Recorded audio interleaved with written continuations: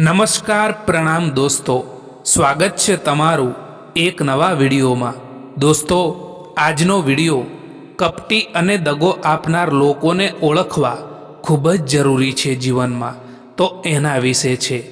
ચેનલમાં નવા હોવ તો લાઈક, શેર અને સબસ્ક્રાઈબ જરૂર કરો અને આ વિડીયોને છેલ્લે સુધી જરૂર જુઓ। તો ચાલો શરૂ કરીએ। શરૂઆતમાં મીઠું મીઠું બોલવું, પછી હળવે હળવે બદલાઈ જવું। દગો આપનાર વ્યક્તિઓ શરૂઆતમાં ખૂબ મીઠી, દિલદાર અને પરફેક્ટ લાગે છે, પરંતુ થોડા સમય પછી તેમનું વર્તન બદલાઈ જાય છે। પ્રારંભનું મીઠાશ એ માત્ર વિશ્વાસ જીતવા માટે હોય છે। તેઓ પોતાની વાતમાંથી વારંવાર ફરી જાય છે અથવા પરિસ્થિતિ મુજબ પોતાની વાતો બદલી નાખે છે।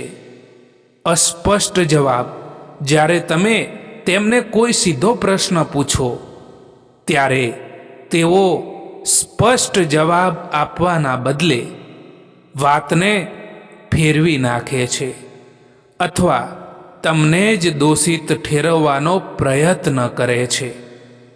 દગો આપનાર લોકો હંમેશા મીઠા શબ્દો બોલે છે, પણ એમના શબ્દોમાં સચ્ચાઈ નથી હોતી। એમની આંખોમાં લાગણી નહીં, પરંતુ જરૂરિયાત હોય છે, અને એમનો સાથ ત્યાં સુધી જ રહે છે જ્યાં સુધી તમારું ઉપયોગીપણું ખતમ ના થાય। દગો આપનાર લોકો સંબંધોમાં નહીં, પણ પરિસ્થિતિઓમાં વિશ્વાસ રાખે છે। જ્યાં ફાયદો દેખાય ત્યાં જોડાઈ જાય, અને મુશ્કેલીઓ આવે ત્યાંથી શાંતિથી ખસી જાય। મોઢેથી નીકળેલા શબ્દોનું આયુષ્ય એ માણસના જીવન કરતાં પણ વધારે હોય છે। દોસ્તો, જ્યારે આપણું વ્યક્તિત્વ સારું હોય અને કોઈ વ્યક્તિ આપણને છોડી રહ્યું હોય, ત્યારે એ વ્યક્તિ આપણને છોડી રહ્યું નથી હોતું, પરંતુ આપણને ગુમાવી રહ્યું હોય છે। સમય ગમે તેવો હોય એ વીતી જશે।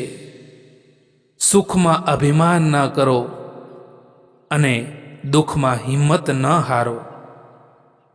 દોસ્તો, જીવનમાં ઘણીવાર એવું બનશે કે તમે જે ઈચ્છશો એ નહીં મળે, પણ યાદ રાખજો કે ઈશ્વર તમને એ જ આપશે જે તમારા માટે શ્રેષ્ઠ હશે। સંયમ અને ધીરજ એવા બે હથિયાર છે જેનાથી તમે ગમે તેવા કપરા કાળને પણ માત આપી શકો છો। સમય જ તમારો સૌથી મોટો શિક્ષક છે। આ સંસારમાં સુખી એ જ છે જે પોતાના ઘરમાં શાંતિ મેળવી શકે છે। બીજો માણસ આપણામાં વિશ્વાસ મૂકી શકે, એ જ જીવનની સૌથી મોટી સફળતા છે। દોસ્તો, શબ્દો એવું ઘાતક તીર છે સાહેબ, કે જેના થકી દિલમાં ઉતરી પણ જવાય છે અને કોઈકના દિલમાંથી નીકળી પણ જવાય છે। તમે જેવું વિચારો છો એવું જ થાય છે। જો તમે પોઝિટિવ વિચારો છો તો પોઝિટિવ થશે, અને જો તમે નેગેટિવ વિચારો છો તો નેગેટિવ થશે। જીવનમાં જે વ્યક્તિ તમારા દુઃખના સમયમાં તમારી સાથે ઊભો રહે છે, એ જ વ્યક્તિ, એ જ માણસ તમારો સાચો સાથી હોય છે. એકવાર પૂરા મનથી કરેલા પ્રયાસ એ હજારો અધૂરા પ્રયાસોથી પણ વધારે પ્રભાવી હોય છે. ના રડો કોઈના છોડી જવાથી, પરંતુ સમય એવો લાવી દો કે લોકો મળવા આવે નવા નવા બહાનાથી.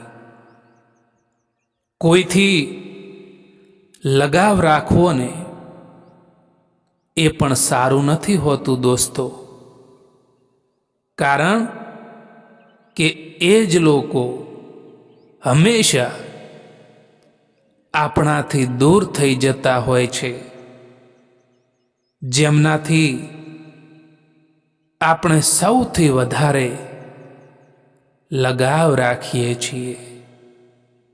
મિત્રો, એક વાત યાદ રાખજો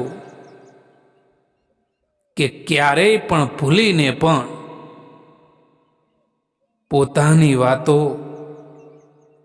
બીજાને ના જણાવતા, કારણ કે અહીં તમાશો બનતા વાર નથી લાગતી. પીઠ હંમેશા મજબૂત રાખવી સાહેબ, કારણ કે શાબાશી અને દગો એ બંને હંમેશા પીઠ પાછળથી જ મળે છે. પરેશાનીમાં કોઈ તમારી સલાહ માંગે તો સલાહની સાથે સાથ પણ આપજો, કારણ કે સલાહ તો ખોટી હોઈ શકે છે, પરંતુ કોઈને આપેલો સાથ એ ક્યારેય પણ ખોટો નથી હોતો. સંઘર્ષ કરતા રહો જીવનમાં મિત્રો, કારણ કે સંઘર્ષમાં માણસ એકલો જરૂર હોય છે, પરંતુ સફળતા મળ્યા પછી આખી દુનિયા તેની સાથે હોય છે. કોઈનો સ્વભાવ તમે ક્યારેય પણ બદલી નહીં શકો, કારણ કે ડુંગળીને તમે ગમે તેટલા પ્રેમથી કાપો, તેમ છતાં તે આંખમાં આંસુ લાવી જ દે છે. મિત્રો, ક્યારેય પણ કોઈનું દિલ ના દુભાવવું જોઈએ, કારણ કે એવું જ એક દિલ તમારી પાસે પણ છે, એ પણ ના ભૂલવું જોઈએ. જો તમારું સ્થાન ખોટી જગ્યાએ હશે તો સારા માણસ હોવા છતાં પણ તમારી કિંમત ધૂળ બરાબર જ ગણાશે. દોસ્તો, આ વિડીયો પસંદ આવ્યો હોય તો આ ચેનલને સબસ્ક્રાઈબ જરૂર કરો.